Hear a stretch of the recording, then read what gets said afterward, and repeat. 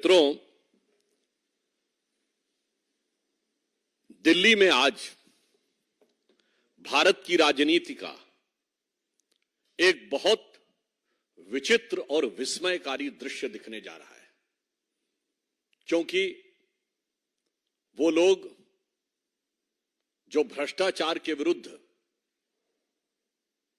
जिन पार्टियों को चोर और बेईमान की संज्ञा देकर सत्ता में आए थे, आज उन्हीं के हम सफर और हमराज होते चले जा रहे हैं। आज यह इसलिए महत्वपूर्ण है क्योंकि भारत की राजनीति में पहली बार उस राज्य में रैली हो रही है जहां का मुख्यमंत्री हिरासत से सरकार चला रहा है।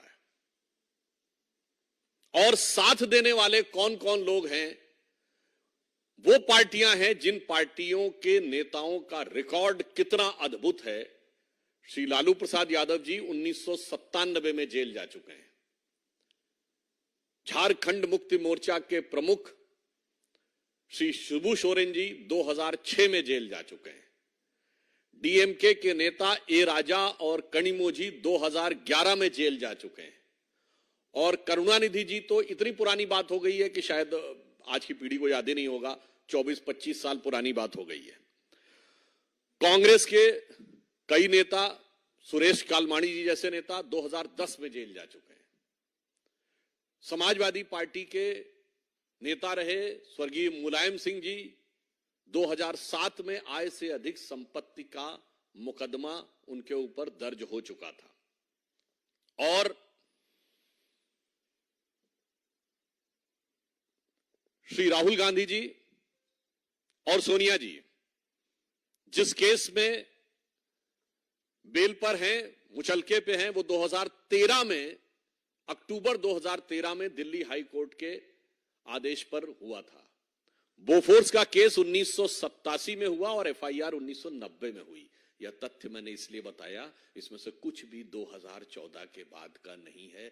अतः मैं एक शब्द में कहना चाहूंगा कि ये सारे के सारे लोग, अगर आज कहा जाए तो अपने पुराने गुनाहों को छुपाने के लिए ये समस्त वो पार्टियां जो राम मंदिर की विरोधी, जिन्होंने हिंदू धर्म के समूल नाश जैसे संकल्प किए, हिंदू धर्म के देवी देवताओं पर अनेक आपत्तिजनक टिप्पणियां की, वो अपने पुराने भ्रष्टाचार के गुनाहों को छुपाने के लिए रामलीला मैदान में आज एकत्र हो रहे हैं।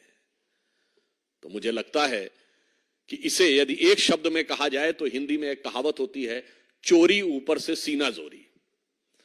जो विगत 3 पीढ़ियों से भ्रष्टाचार के आरोप में कोर्ट कचहरी और जांच एजेंसियों के चक्कर काटते रहे, जेल से अंदर और बाहर आते रहे, वो आज आकर जिस निर्लज्जता का प्रदर्शन कर रहे हैं, वो सिर्फ भारत की राजनीति में आलोचना योग्य नहीं है। मैं दूसरा एक बिंदु कहना चाहूंगा कि ये भारत की राजनीति में विश्वसनीयता के संकट का प्रतीक है, क्योंकि ये वही रामलीला मैदान है जहां से 12-13 साल पहले किस ढंग का एक सीन दिखता था, इंडिया अगेंस्ट करप्शन। और आज उसी रामलीला मैदान में everybody is with corruption, everybody is for the cover up of the corruption. और इसलिए तब इनके गुरु अन्ना हजारे होते थे, आज लालू प्रसाद यादव जी हैं। तब जिस पार्टी के लिए अपशब्दों का प्रयोग करते थे, भारत की राजनीति में उस समय तक इन शब्दों का प्रयोग सार्वजनिक रूप से नहीं होता था, चोर और बेईमान, आज उनके साथ हैं। तो मुझे लगता है कि राजनीति में विश्वसनीयता का संकट यही है। एक तरफ हम श्री नरेंद्र मोदी जी के नेतृत्व में राजनीति में विश्वसनीयता की प्रामाणिकता के प्रतीक हैं, ये विश्वसनीयता के संकट के प्रतीक है। हमारा यह सिद्धांत है, जो कहा वो किया। इनका सिद्धांत है, जो कहा ठीक उसका उल्टा किया। और अब तो इनकी हालत वो हो गई है कि मुझे लगता है गुनाह करते करते करते करते, भ्रष्टाचार करते करते 2-3 पीढ़ियों से इन पार्टियों की स्थिति ये हो गई है कि लज्जत कभी थी अब तो मुसीबत सी हो गई, मुझको गुनाह करने की आदत सी हो गई। अब आदत से मजबूर होकर वह इस प्रकार के कार्य कर रहे हैं। इसमें एक और मैं कहना चाहता हूं बात, वास्तविकता में जिस रैली को इन्होंने लोकतंत्र बचाओ रैली कहा है, वास्तविकता में वो परिवार बचाओ और भ्रष्टाचार छुपाओ रैली है। मैं पुनः कह रहा हूं, यह तथाकथित लोकतंत्र बचाओ रैली वास्तविकता में परिवार बचाओ भ्रष्टाचार छुपाओ रैली है, क्योंकि सभी भ्रष्टाचारी एक दूसरे का साथ देते हुए भ्रष्टाचार के भाईचारे में एक साथ हैं। और ये मैं अभी आपको बता रहा हूं, परिवारवाद के कुछ नए आयाम, परिवारवाद के कुछ नए स्वरूप, परिवारवाद के कुछ सदस्यों का नया अन्नप्राशन होता हुआ आपको आज नजर आएगा। दूसरी तरफ, इसलिए मैं सिर्फ एक लाइन में कहना चाहूंगा, ये लोकतंत्र और मोदी विरोध तो सिर्फ बहाना है। वास्तविकता में अपने अपने भ्रष्टाचार और गुनाहों को बचाना है। और आपस में चाहे जितनी भी लड़ाई हो, पर भ्रष्टाचार को छुपाने के लिए एक दूसरे के साथ पूरी तरीके से दिल मिलाई है। जिसे अगर एक पंक्ति में कहें कि इस गठबंधन में किसी को नहीं दिखती कोई दरार, क्योंकि हर दीवार पर चिपके हैं मोदी विरोध के इश्तेहार। और इस सिरे से उस सिरे तक, ये पंक्ति को मैं थोड़ा परिवर्तित करके कह रहा हूं, इस सिरे से उस सिरे तक सब शरीके जुर्म हैं। कोई तो जमानत पर रिहा है और कोई है फरार। दूसरी तरफ, इसी राष्ट्रीय राजधानी से थोड़ी दूरी के ऊपर मेरठ में प्रधानमंत्री श्री नरेंद्र मोदी जी की आज रैली होने जा रही है। उस धरती से जो 1857 के प्रथम स्वातंत्र समर का उद्घोष करने वाली उस धरती के साथ पे खड़े होकर आज एक भारत श्रेष्ठ भारत के विचार का उद्घोष करने वाली, उस विचारधारा और परंपरा का निर्वाह करने वाली भारतीय जनता पार्टी, जिसने प्रथम स्वतंत्रता संग्राम कहा, उसका नेतृत्व करते हुए मोदी जी आज रैली करेंगे। और यहां पर उसी भारत के प्रथम स्वतंत्रता संग्राम को गदर, सिपाही विद्रोह, म्यूटनी कहने वाली, विदेशी विचारधारा के प्रभाव में रहने वाली, हिंदू धर्म भारतीय संस्कृति का अपमान करने वाली, भ्रष्टाचार में आकंठ डूबने वाली और विश्वसनीयता का राजनीति में संकट खड़ी करने वाली पार्टियों का एक स्वरूप नजर आएगा। एक तरफ वो दल हैं जिनके लिए सिर्फ और सिर्फ अपना परिवार है, और एक तरफ मोदी जी के नेतृत्व में हम हैं जिसके लिए 140 करोड़ देशवासियों का परिवार है। और वैसे हमारे धर्मशास्त्रों में कहा गया है, व्यसन की मित्रता बहुत अच्छी होती है, बहुत प्रबल होती है, दुर्गुण की मित्रता। मतलब कोई खराब, जैसे जुआरी, शराबी बहुत अच्छे मित्र होते हैं आपस में, तो वैसे ही यहां व्यसन की मित्रता का, व्यसन के भाईचारे का बहुत सुंदर स्वरूप आपको देखने को मिलेगा। और इसलिए मैं अंत में सिर्फ यह कहना चाहूंगा कि आज देश की जनता के सामने एक फूड फॉर थॉट भी है कि एक तरफ नई राजनीति और प्रयोगधर्मी राजनीति का वक्त अब नहीं है। भारत जिस मुकाम की तरफ आगे बढ़ा है, उसमें जांचे परखे खरे, तपे तपाए और आजमाए हुए नेतृत्व का में आगे बढ़ने का वक्त है।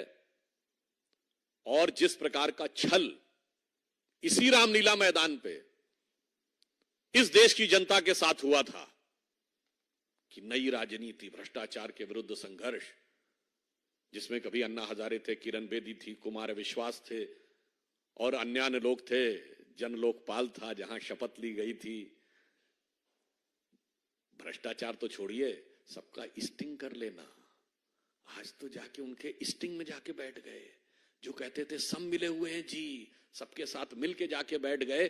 तो मुझे लगता है कि एक तरफ वो था और आज जिस प्रकार के महारथियों के साथ आकर खड़े हैं, तो मुझे लगता है कि शायद उनके लिए वो पुराने गीत की एक पंक्ति कही जा सकती है कि रहते थे कभी जिनके दिल में ये जान से भी प्यारों की तरह बैठे हैं उन्हीं के कूचे में, पर आज गुनहगारों की तरह। तो इन गुनहगारों को देश की जनता समुचित, उपयुक्त और प्रभावी प्रत्युत्तर देगी। धन्यवाद।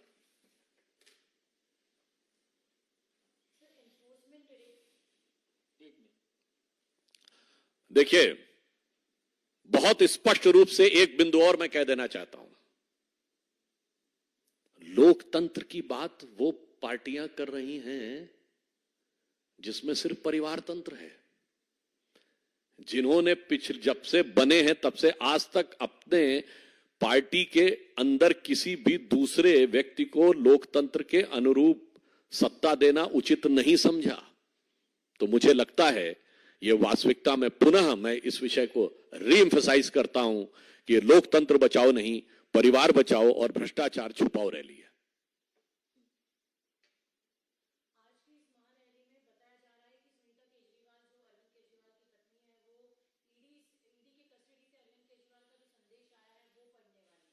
देखिए, मैं सिर्फ ये कहना चाहता हूं कि श्री केजरीवाल जी ने हिरासत में रहते हुए भी सत्ता न छोड़ने का निर्णय लिया, तो इस मामले में वो श्री लालू प्रसाद यादव जी से एक कदम आगे चले गए, जो आज से 27 साल पहले जेल में गए थे। यानी उन्होंने कम से कम इतना तो किया था कि हिरासत में जाने से पहले पार्टी छोड़ दी थी। अब मुझे लगता है उनके साथ बैठ के जब रैली करेंगे तो एक हिंदी में प्रख्यात रहीम का दोहा है, कदली सीप भुजंग मुख स्वाति एक गुण तीन, जैसी संगति बैठिए वैसे ही गुण दीन। तो हो सकता है संगति का कुछ और प्रभाव भी आने वाले समय में दिखने वाला हो और उसके लक्षण दिखाई पड़ सकते हैं। इसी से जुड़ा हुआ दूसरा सवाल भी है, एनसीपी भी आज इस पूरी महारैली में शामिल होने वाली है।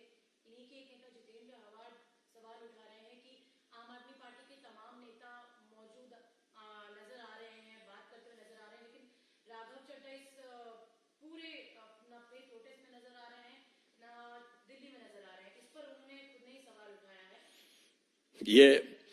ये स्वयं दर्शाता है कि अंतर्विरोधों और स्वार्थों से भरे हुए गठबंधन को आप कितना भी ऊपर से एक कवर अप या छलावरण दे दें, उसके अंदर वास्तविकता नहीं आ सकती।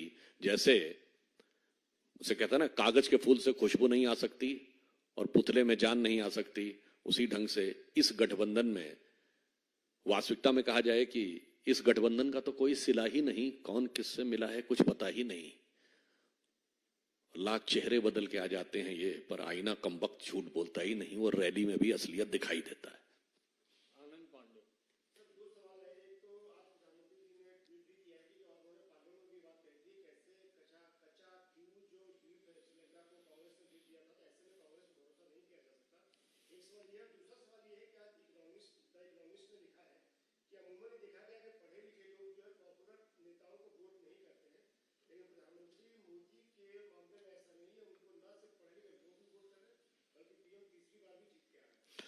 देखिए, on the issue of Kacha Thivu, I would like to remind to the entire country that this was with India till 1975.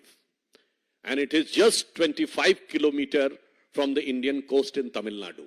ये केवल 25 किलोमीटर की दूरी पे है, and previously Indian fishermen uses to go there and do the fishing. But during the Indira Gandhi's regime, then government has handed it over to Sri Lanka.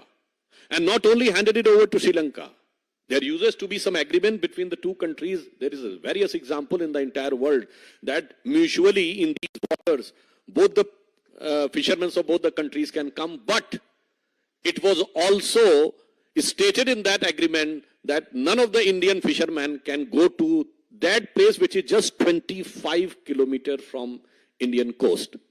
Because of this, there are several fishermen which has been captured and some remained in jail and they have to face the atrocities. But unfortunately, आज DMK उनके साथ है और न DMK इस विषय को उठाती है, न कांग्रेस इस विषय को उठाती है, केवल प्रधानमंत्री श्री नरेंद्र मोदी जी उठाते हैं. This shows the commitment of our prime minister even to those things which are considered the farthermost sitting in Delhi and which is considered a very small thing.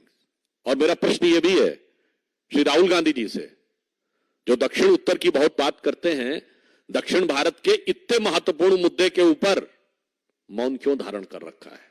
क्यों नहीं देश को बताते कि गलती सिर्फ उनकी पार्टी की नहीं, उनके परिवार की है? हाँ, देखिए, जब प्रधानमंत्री श्री नरेंद्र मोदी जी सत्ता में आए 2001 में, भारत की राजनीति का उन्होंने एक स्थापित मानदंड बदला। हम सबको याद होगा 2000 के आसपास एक एस्टैब्लिश चीज थी एंटी इनकम्बेंसी, सत्ता विरोधी लहर। जो वे सत्ता में रहेगी पार्टी, कुछ समय के बाद उसके खिलाफ हो जाएगा, सारी परिस्थितियां बदल जाएंगी और चुनाव हार जाते थे। उन्होंने प्रो इनकम्बेंसी में बदला। अच्छे काम, पारदर्शी, ईमानदारी, मेहनत, कर्मठता, जनता को लगा इन्हें और मौका देना चाहिए। 3 बार वहां रहे, 2 बार यहां प्रधानमंत्री रहे और 1 बार और आने जा रहे हैं। इसमें एक महत्वपूर्ण बात है जो आपने कही है, ये बात मैं कहूंगा, किसी को थोड़ी आपत्तिजनक भी लग सकती है। लोग कहते हैं ना, कांग्रेस को 50 साल लगातार शासन करने का मौका मिला, तब ये वो दौर था जब भारत की साक्षरता दर 50% से कम थी। भारतीय जनता पार्टी को सत्ता तब मिली है जब भारत की साक्षरता दर 50% को क्रॉस की है, और श्री नरेंद्र मोदी जी को स्पष्ट बहुमत तब मिला है जब 60% भारत की साक्षरता दर क्रॉस कर गई थी। अब मेरे विचार से 70-75% से ऊपर होगी तो मोदी जी को निश्चित रूप से 400 पार होंगे। और जिसको आप पढ़ा लिखा वर्ग कहते हैं, पढ़े लिखे वर्ग के मन में, जहां मैंने बात शुरू की थी, मैं उसी लिए कहना चाहता हूं, पूरे राजनीतिक वर्ग के लिए एक विश्वसनीयता का संकट था, क्राइसिस ऑफ क्रेडिबिलिटी थी। उन्हें लगता था ये लोग कहते कुछ हैं और करते कुछ हैं, क्योंकि पढ़ा लिखा वर्ग हर चीज को देखता था कि देश के आर्थिक हितों के साथ क्या हो रहा है, देश के सामरिक हितों के साथ क्या हो रहा है, देश के सुरक्षा हितों के साथ क्या हो रहा है। पर मोदी जी के आने के बाद उन्हें विश्वास पैदा हुआ है और सारी बातें तर्कसंगत यथार्थ रूप में दिखाई पड़ रही हैं कि देश की economic situation, social situation, security situation and the cultural pride, everything is coming. तो मुझे लगता है इस कारण से ये जो आपने बात कही है, प्रधानमंत्री जी के नेतृत्व में भारत का सभी वर्ग, चाहे गरीब वर्ग हो, निर्धन वर्ग हो, कम शिक्षित वर्ग हो, वो और अधिक शिक्षित वर्ग भी साथ में आकर खड़ा हो रहा है।